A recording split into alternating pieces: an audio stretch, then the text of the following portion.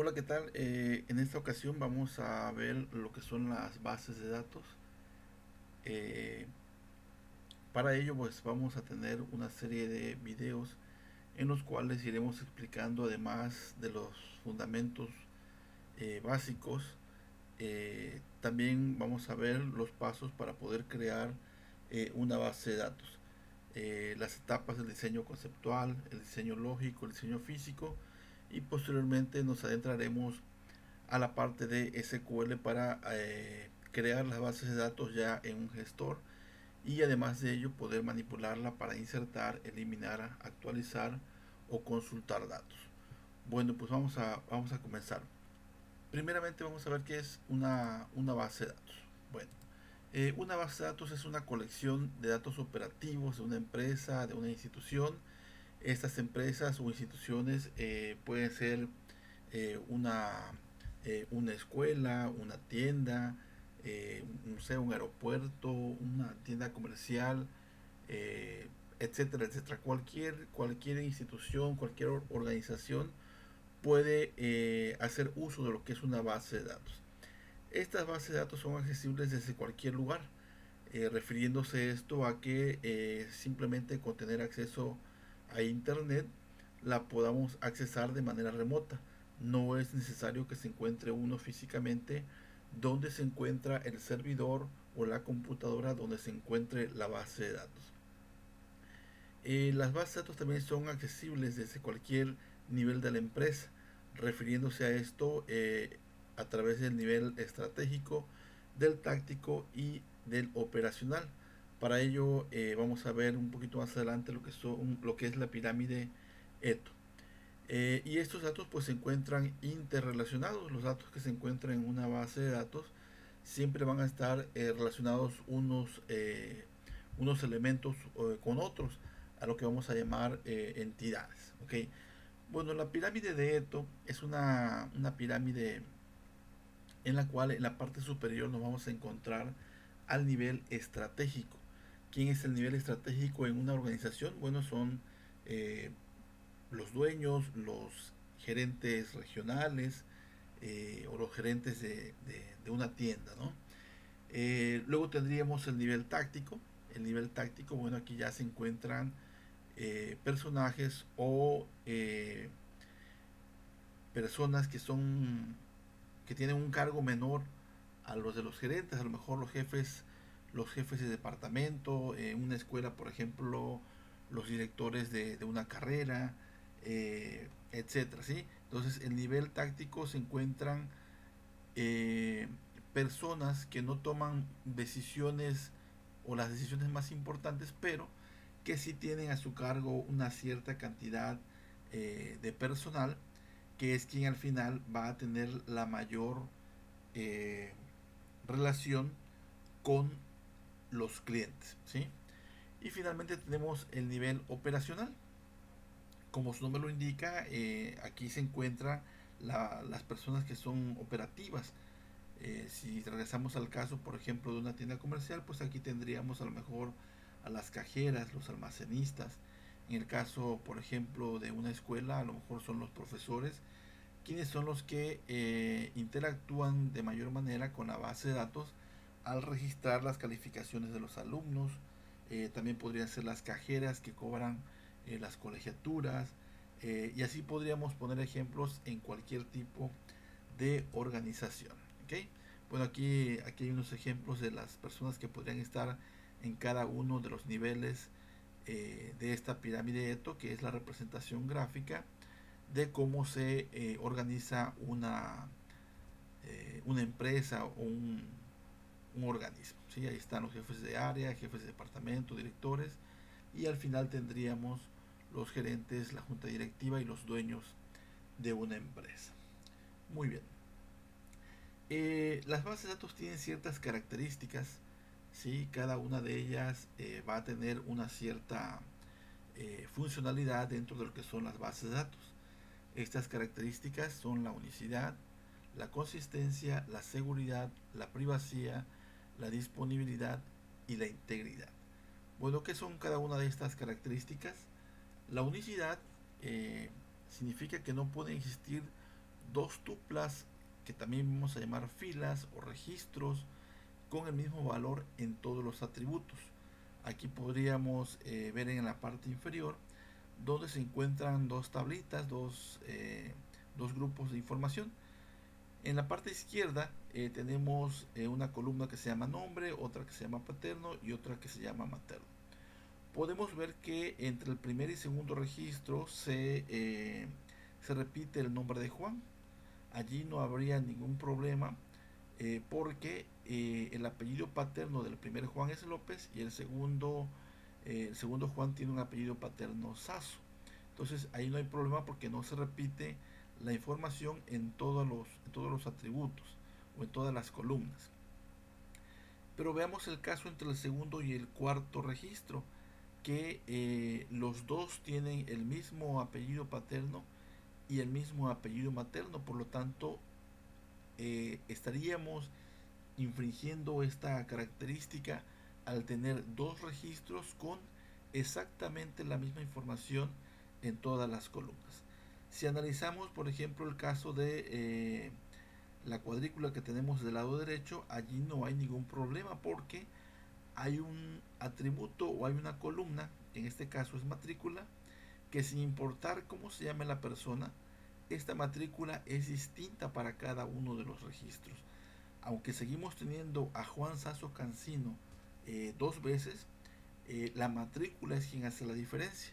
La matrícula del primer Juan Sasso termina en 303 y la de Juan Sasso en el cuarto registro eh, tiene la terminación 305. Entonces allí no habría ningún problema porque la matrícula va a identificar de manera única a cada uno de estos registros. ¿Ok? Bueno, luego tendríamos lo que es la consistencia. La consistencia es una acción que nos va a permitir que los datos no tengan anomalías y que un campo heredado o relacionado se actualice en cascada si uno de estos campos es modificado en su tabla origen. Veamos el siguiente ejemplo. Aquí tendríamos esto ya es un diagrama físico de base de datos, que es a lo que posteriormente vamos a llegar. Si analizamos, por ejemplo, la tabla eh, a ver cuál podría ser, entre productos y tipos de productos. Supongamos que tenemos una papelería como empresa, ¿sí? Y en esa papelería se encuentran productos. Allí vemos que la tabla de productos tiene, además de su clave primaria, tiene el nombre, stock máximo, mínimo, existencia, precio y grado. Y esta tabla dice que depende de tipos de productos, es decir, que un producto pertenece a un tipo. Siguiendo con el ejemplo de la papelería, a lo mejor dijéramos que todo lo que se refiere a eh, material escolar podría ser un tipo de producto. Entonces, si yo quisiera eliminar un tipo de producto, no podría hasta que no existiera ningún producto que perteneciera a ese tipo. Porque si pudiéramos eliminar el tipo de producto sin eliminar los productos, cuando quisiéramos saber a qué tipo pertenece un producto, no lo podríamos saber, dado que el dato del cual depende ya fue eliminado. Entonces a eso se refiere la consistencia. Posteriormente lo vamos a ver cuando veamos la parte de llaves primarias y llaves foráneas, ¿sí? No podemos eliminar registros sin que queden huérfanos, así se llama aquí en base de datos. No pueden haber datos sueltos. ¿Ok? Bien, luego tendríamos otra característica de las bases de datos que es la seguridad. Como ya podríamos imaginar, bueno, esto es un mecanismo que va a evitar que personas no autorizadas utilicen la información. Hay que tomar algunas medidas con la finalidad de que no se pueda modificar, destruir o simplemente consultar o divulgar cierta información de manera no autorizada. Entonces aquí tendríamos que tener algunos candados para que un usuario pudiera accesar la información, ya sea desde la misma base de datos o a través de un software, una aplicación móvil, una aplicación web o una aplicación de escritorio que hiciera uso de esa base de datos. Adicionalmente, la seguridad también tenemos otra característica que se llama privacidad. Esta privacidad se define como el derecho que cada persona o cada usuario determina a quién, cuándo y qué información es la que se va a difundir o transmitir a otras personas. Eh, Poniendo un ejemplo, en cualquier sistema que nosotros utilicemos, siempre tenemos un usuario y una contraseña. Entonces, aunque accesemos a la misma aplicación, dependiendo de quién haya accesado a esa aplicación, va a ser la información que pueda ver. Yo no podría ver información que no me pertenece, dado que el sistema automáticamente detecta cuáles son los derechos que tengo para poder ver información. Incluso a lo mejor la podría ver, pero no podría imprimirla, o no la puedo actualizar, o no la puedo eliminar. Simplemente la puedo consultar de manera a lo mejor visual en cuanto a una pantalla, pero no podría hacerle otra cosa. También esta privacidad determina cuándo yo puedo consultar esa información o cuándo la puedo modificar. Eh, Algunas empresas, por ejemplo, tienen horarios de consulta. Los bancos, por ejemplo, podemos hacer transacciones hasta cierta hora. Aunque el sistema sigue funcionando, hay ciertas acciones que no podemos hacer pasado cierto tiempo. ¿Ok? Bien, tenemos otra característica que se llama disponibilidad. Esta disponibilidad nos dice que los datos deben estar disponibles siempre, ¿sí? Eh, Como llamamos comúnmente, tiene que estar 24/7, es decir, 24 horas los 7 días a la semana, pero además de ello, esta disponibilidad también nos debe permitir recuperar la base de datos contra algún fallo lógico o algún fallo físico que destruyan los datos en todo o en parte. Si por allí la base de datos se llegara a dañar, esta disponibilidad dice que debemos tener algún mecanismo para poder recuperar esa información, ya sea a través de respaldos en discos duros o en discos o en cualquier dispositivo que nos permita guardar la información. Actualmente los manejadores de base de datos cuentan con esos mecanismos, los cuales nos permiten en determinado momento, de acuerdo a las necesidades que tengamos, hacer respaldos automáticos, ya sea en la misma computadora o en una computadora que se encuentre remotamente, eh, o, o, en un dispositivo de almacenamiento externo, etcétera. Sí, puede ser en cualquier dispositivo. Tenemos otra característica que es la integridad, y esto se refiere a que la información no sea alterada o eliminada durante el proceso de transmisión desde que parte del servidor hasta su destino. Este destino puede ser cualquier tipo de aplicación o cualquier dispositivo. Hay dispositivos que sin tener a lo mejor una interfaz gráfica también tenga que hacer uso de una base de datos. No sé, por ejemplo, un reloj checador en el que simplemente el usuario o el trabajador llegue, ponga su dedo o ponga su mano para que ese dispositivo lea la información biométrica la y mande a la base de datos información acerca de quién y a qué hora entró o salió de su centro de trabajo. ¿Ok? Estas serían las 6 características de una base de datos. Bueno, en esencia, un sistema de base de datos no es más que un sistema en el que podemos almacenar información en una computadora. ¿Sí? En una computadora, llámese cualquier dispositivo, incluso en los celulares, en relojes o en cualquier otro dispositivo que pueda guardar información. Esta información la vamos a poder administrar registrando nueva información, actualizándola, eliminando o simplemente consultándola, ¿sí? Esta información siempre es una representación de cualquier cosa o de cualquier elemento o información que signifique algo para la organización o el negocio donde el sistema va a operar. Bien, esta información que vamos a guardar en una base de datos la vamos a llamar primeramente entidades. Estas entidades no son más que objetos concretos o abstractos que son del interés de una organización. Eh, por ejemplo, en una escuela, un alumno se distingue de otro por sus características como el nombre, la matrícula, a lo mejor la carrera en la que estudia, el turno, eh, y así, por ejemplo, un empleado, a lo mejor el departamento en el que trabaja, o la empresa donde trabaja, también puede ser que el turno, la sucursal, etcétera, etcétera.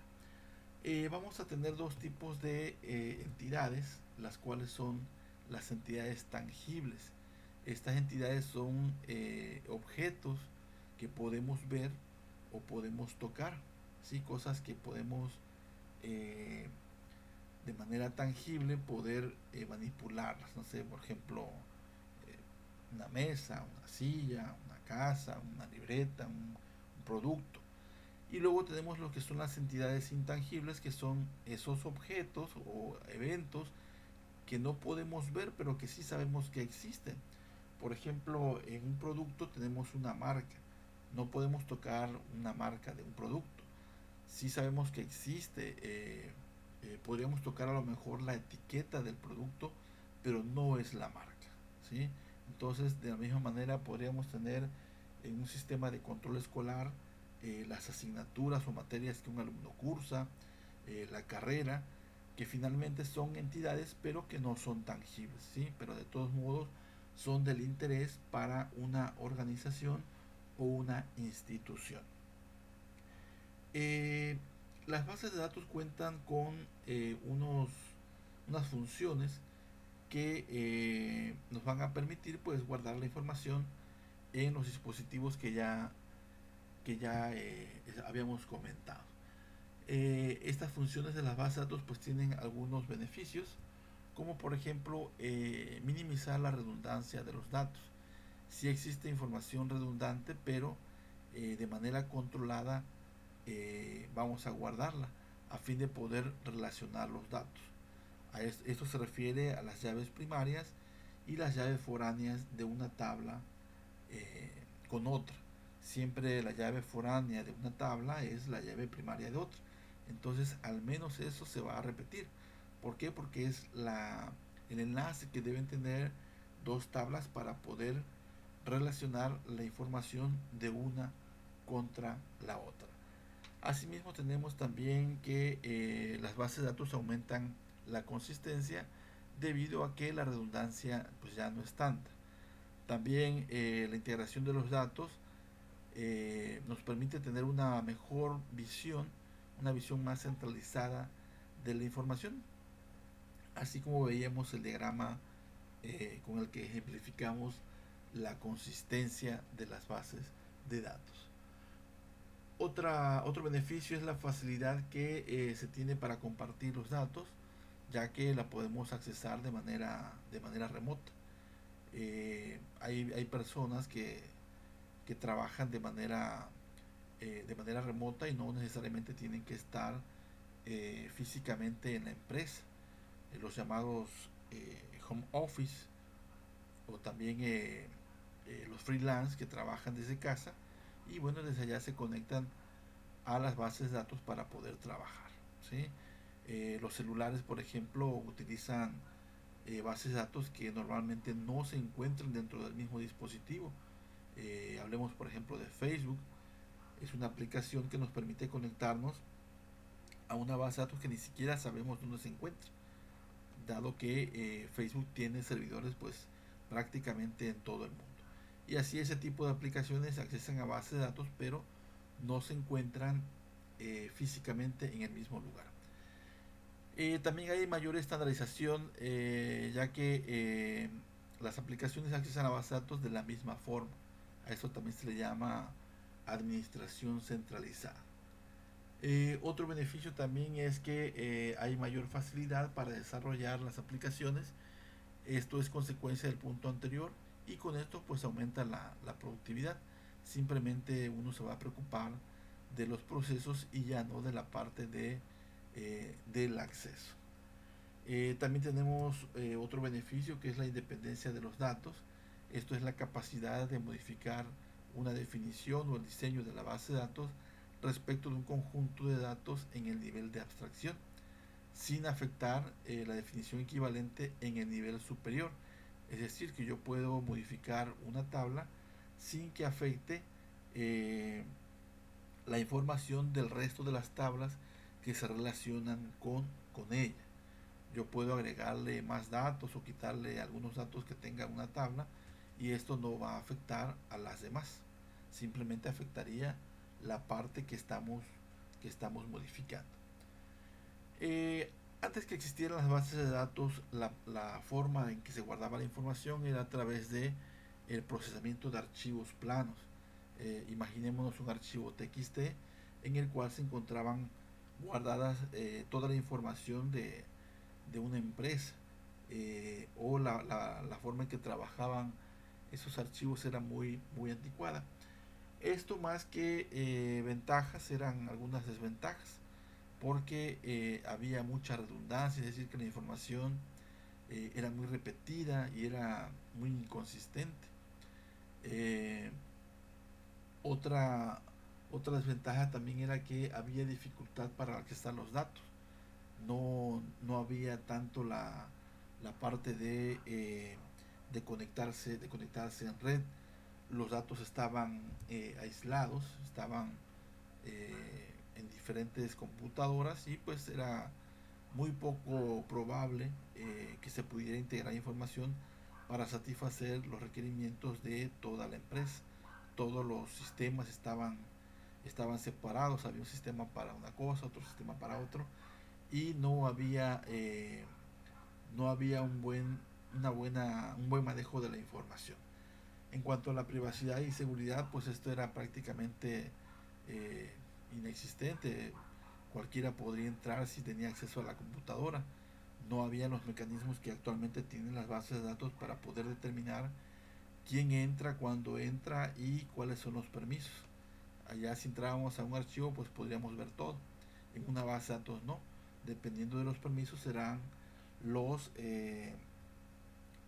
información que podamos ver. ¿Okay? En una base de datos existen diferentes tipos de usuarios, o también llamados actores de los sistemas de base de datos. Principalmente son tres. El primero, pues, es el administrador de base de datos, o también llamado DBA o Database Administrator. Esta persona es el responsable de definir lógica y físicamente los datos que van a ser almacenados dentro de la base de datos.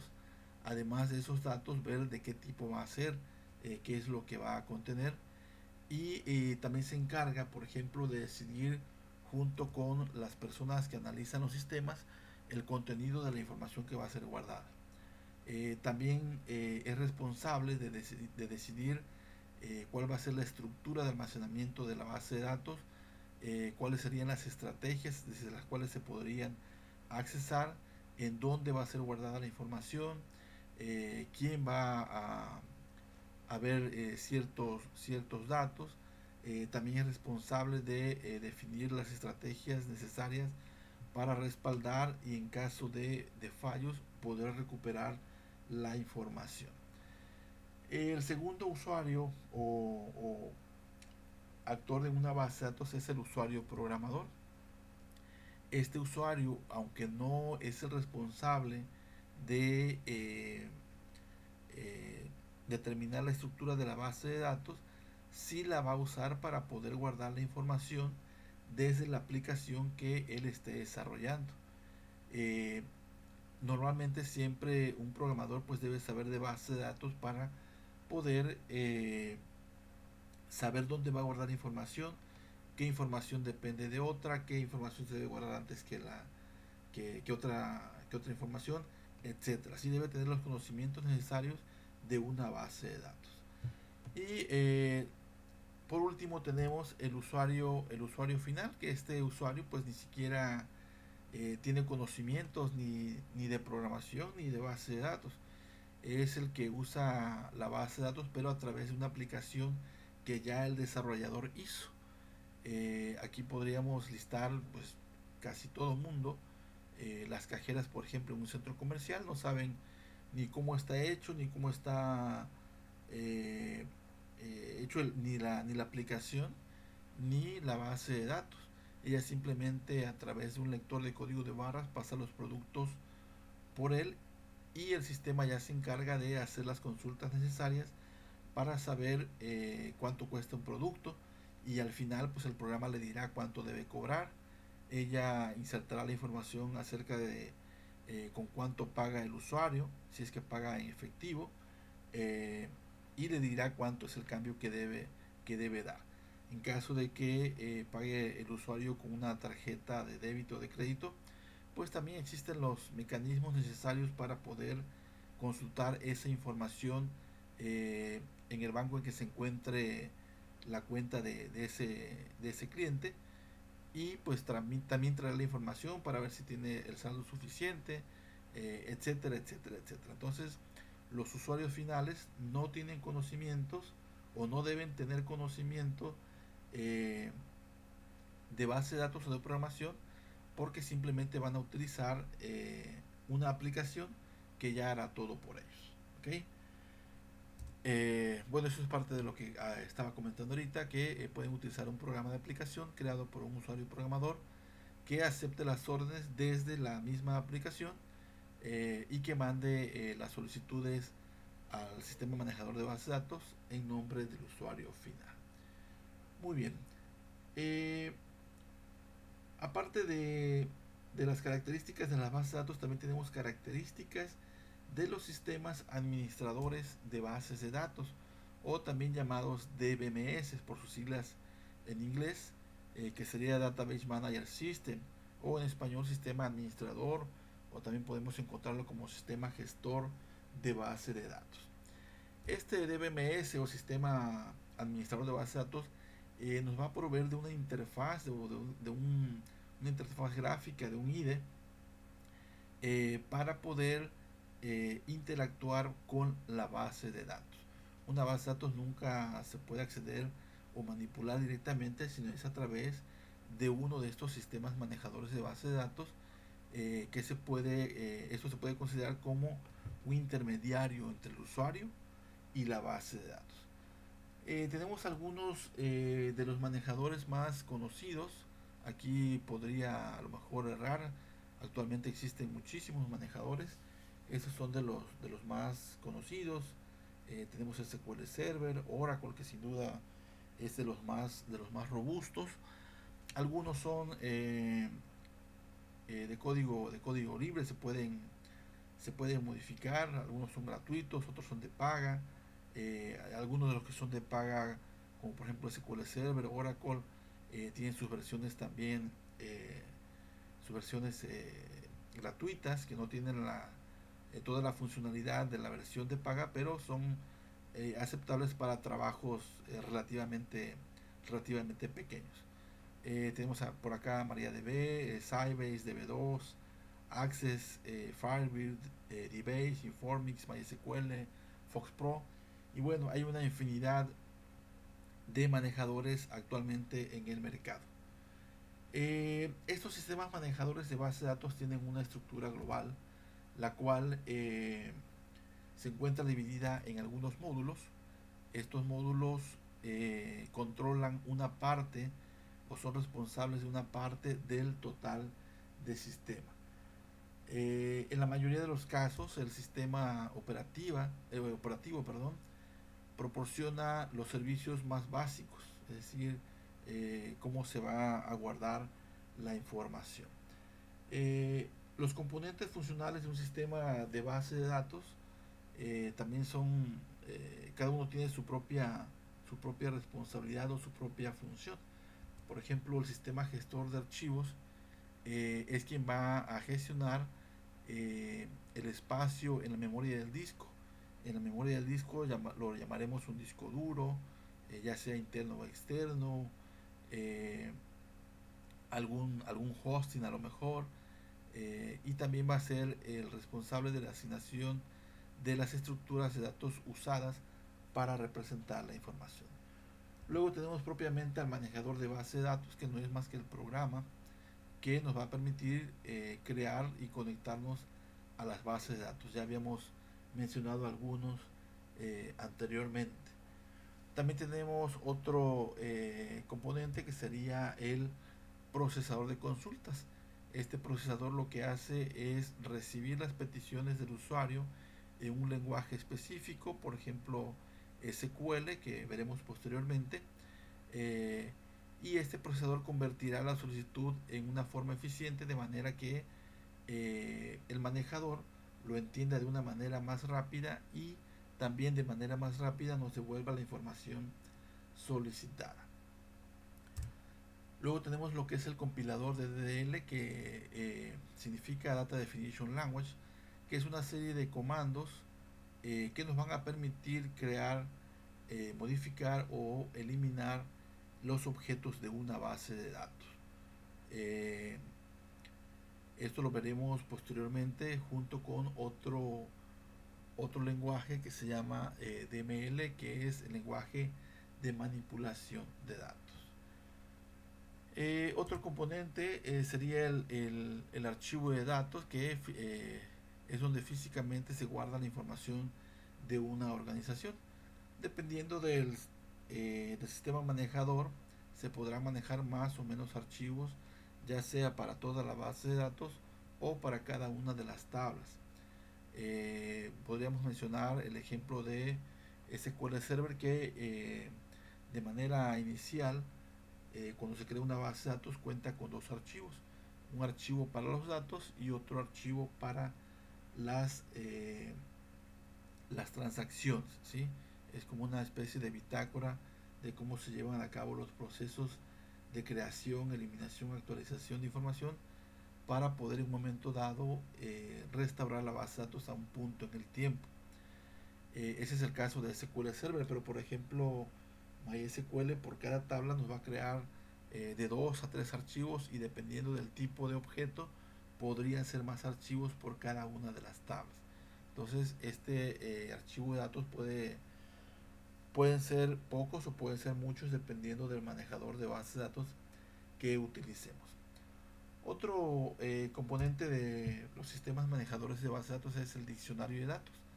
Así como en la vida cotidiana tenemos diccionarios para saber cuál es el significado de una palabra, en un diccionario de datos, en una base de datos, lo que tenemos es una lista de todos los componentes o todos los campos que contiene una base de datos en sus tablas, además de que también nos da información acerca del tipo de dato que se puede guardar en él, de qué tamaño va a ser y qué significado tiene ese campo dentro de una tabla. El campo nombre, por ejemplo, en una tabla podría significar una cosa, y en otra tabla pues podría significar otra. Va a depender de el entorno en el que se encuentre la base de datos. ¿Okay? También tenemos otro componente que son los índices. Estos índices no son más que las llaves primarias, llaves foráneas, que nos van a permitir, entre otras cosas, relacionar las tablas unas con otras, además de también poder localizar información de una manera mucho más rápida. Anteriormente, con los sistemas que se manejaban, la búsqueda de información era muy lenta. Entonces ya con los índices ya se hace de una manera más rápida. Ya los mecanismos que se tienen son más veloces y por lo tanto pues más rápidos, sobre todo en estos tiempos que necesitamos que la información esté al momento en que la solicitamos. Muy bien, una base de datos contiene muchos tipos de objetos. Estos objetos los vamos a poder ir creando de acuerdo a las necesidades. Esta base de datos, por ejemplo, tiene tablas, tiene vistas, tiene restricciones, reglas, índices, procedimientos, disparadores y funciones, entre otros tipos de objetos. Cada uno de estos objetos pues tendrá su propia funcionalidad, y también las iremos viendo posteriormente. Luego tendríamos lo que es la representación de un sistema manejador de base de datos. Vemos al centro que hay una base de datos y está encerrada por un cuadro de color amarillo. Ese cuadro de color amarillo pues sería el sistema manejador de base de datos. Anteriormente veíamos que una base de datos no puede ser accesada directamente si no es a través de un sistema manejador. Bueno, pues esta es la representación de ese manejador y de la base de datos. Y bueno, ese sistema manejador pues ya nos va a permitir acceder a la base de datos para una aplicación de escritorio, o para correos electrónicos, para relojes checadores, respaldos de información, lectores de tarjetas, servicios de impresión, aplicaciones web eh, desarrolladas en cualquier tecnología, o en aplicaciones móviles también, donde podemos utilizar algunas plataformas de desarrollo. Muy bien. Eso sería entonces la parte de los fundamentos de la base de datos. Posteriormente veríamos lo que son las etapas del diseño de una base de datos. Aunque no lo veremos ahorita, pero ya podemos mencionar que el diseño de base de datos cuenta con tres etapas. Estas etapas son el diseño conceptual, el diseño lógico y el diseño físico. En otros videos veremos cada uno de estos diseños con sus propios pasos o sus propios elementos. Bueno, dejamos el video en el punto en que nos encontramos. Hasta la próxima.